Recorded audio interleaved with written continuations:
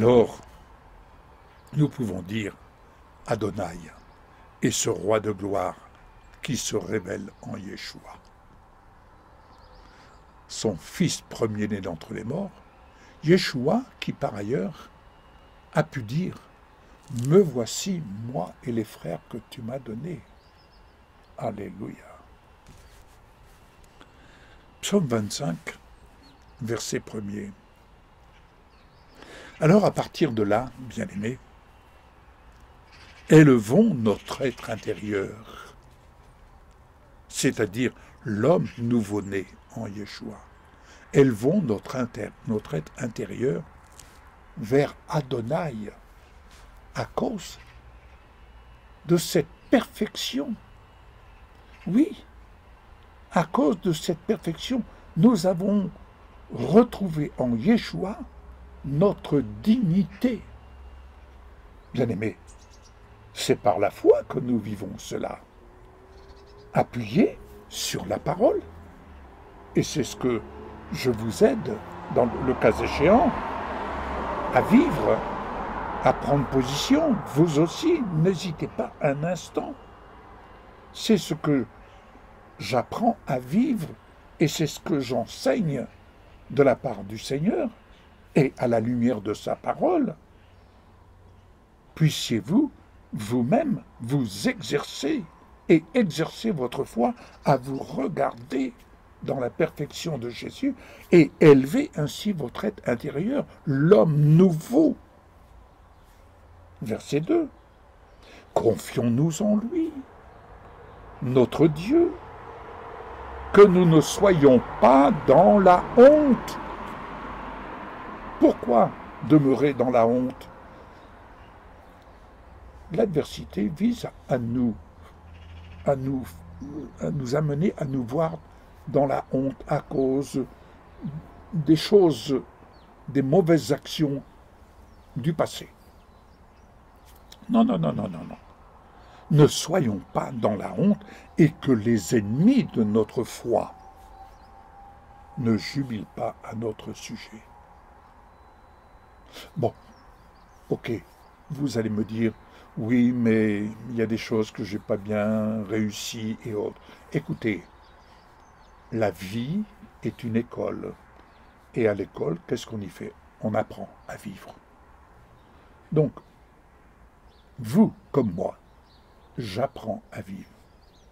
J'arrive à un âge, 75 ans, oui, eh bien, j'apprends.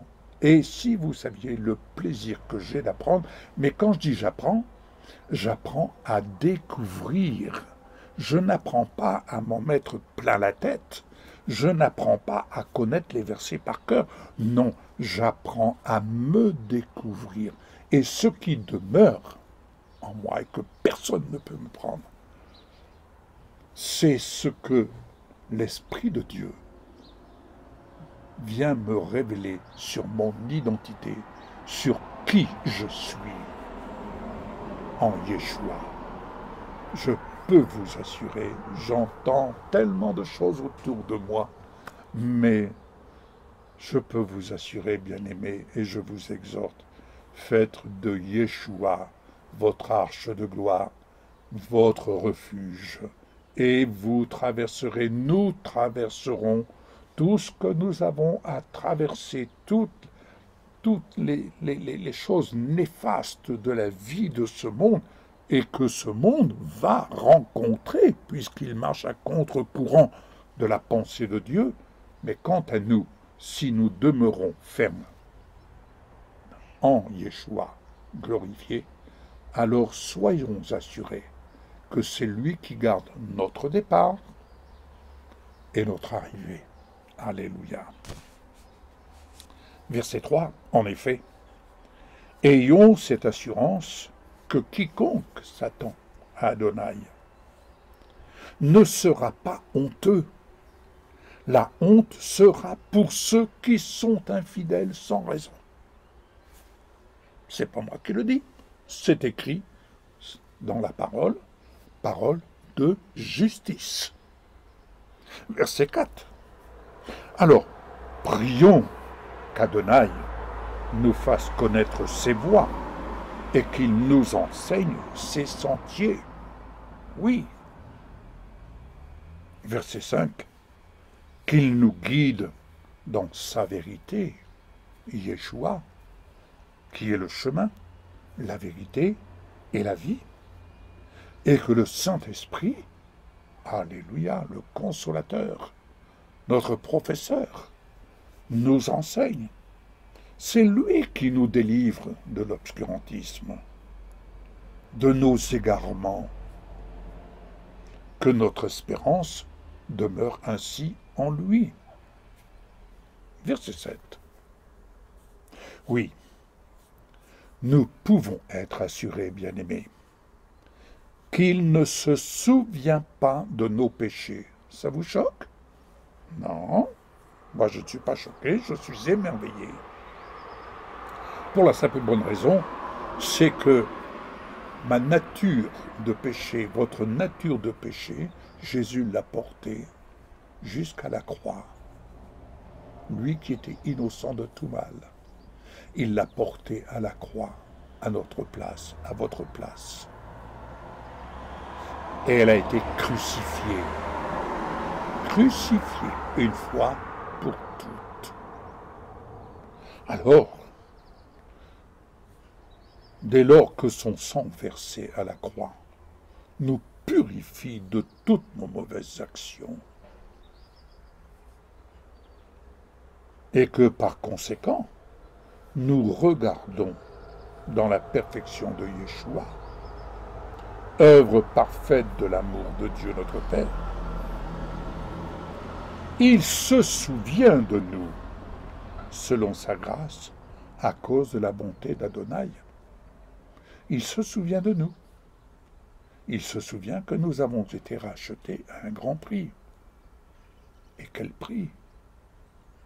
Il se souvient donc que nous sommes désormais dans la perfection de Yeshua et que nous avons un libre accès désormais pour prendre en compte cette œuvre merveilleuse qu'il nous témoigne. À nous de recevoir ce témoignage, à nous de le recevoir, à nous de le vivre, à nous de nous approprier tous les ingrédients de la parole pour ainsi nous comporter comme tels en tant qu'enfants de Dieu. Verset 8. Il est bon et juste. Il enseigne la voie de son salut aux pécheurs de la vie.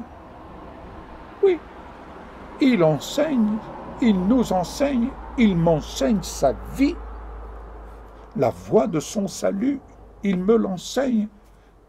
Il m'enseigne comment vivre le plan de salut qui a été planifié pour chacun d'entre nous. Et pour vivre ce plan de salut, je n'ai pas d'autre chose à prendre en compte que de me voir et d'apprendre à me voir dans la perfection de son amour, c'est-à-dire de l'honorer en me regardant tel que je suis, en me regardant tel que je suis. Il m'est arrivé d'avoir été invité à la table de certains dignitaires,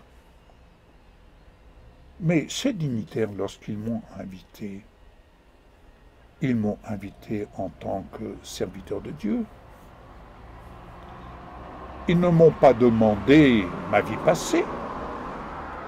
Ils me voyaient en tant que serviteur de Dieu. Ils ne se sont pas intéressés à l'homme pécheur. Ils se sont intéressés aux serviteurs de Dieu. Ils m'ont fait venir à leur table parce que le serviteur de Dieu qu'ils voyaient en moi avait quelque chose qui les intéressait. Je devais donc faire abstraction de ma vie passée pour me maintenir en tant que serviteur de Dieu. Et me maintenir en tant que serviteur de Dieu, c'était une grâce. Vous allez comprendre encore. Il est bon et juste. Il enseigne ainsi la voie de son salut aux pécheurs de la vie. Verset 9. Se voir dans la perfection de Yeshua oblige à marcher dans l'humilité. Oui, nous savons très bien que ce n'est ni par notre force, ni par notre intelligence, et que ce n'est pas à cause de nos œuvres bienfaisantes que nous pouvons nous voir dans la perfection de l'amour de Dieu.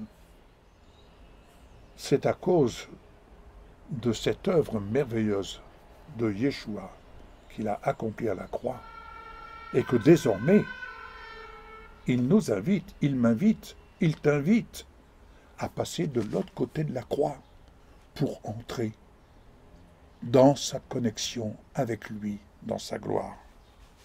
Ainsi, se voir dans la perfection de Yeshua oblige à marcher dans l'humilité et à faire ce qui est droit, et à vivre selon lui et non selon notre chair.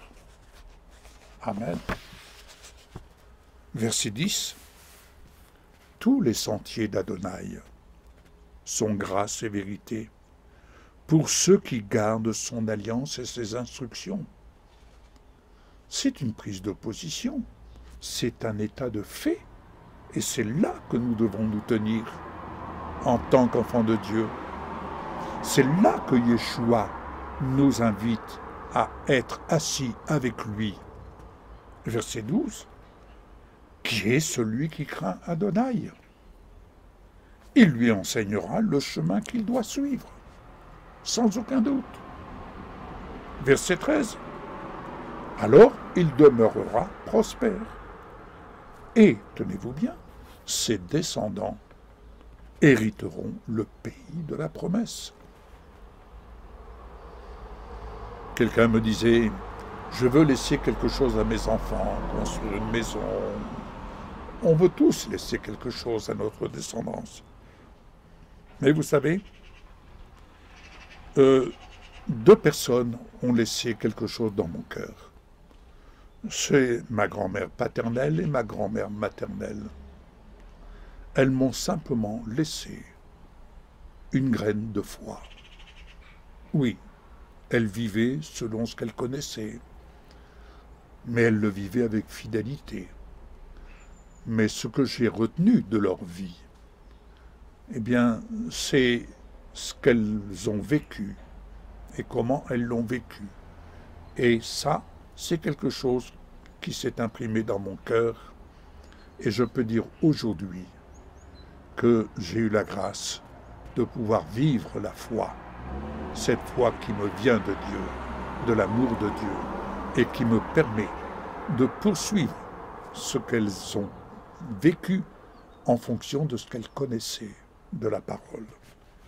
Mais donc, verset 14, Adonai est proche de ceux qui le craignent, c'est-à-dire qui le respectent, et il leur fait connaître son alliance.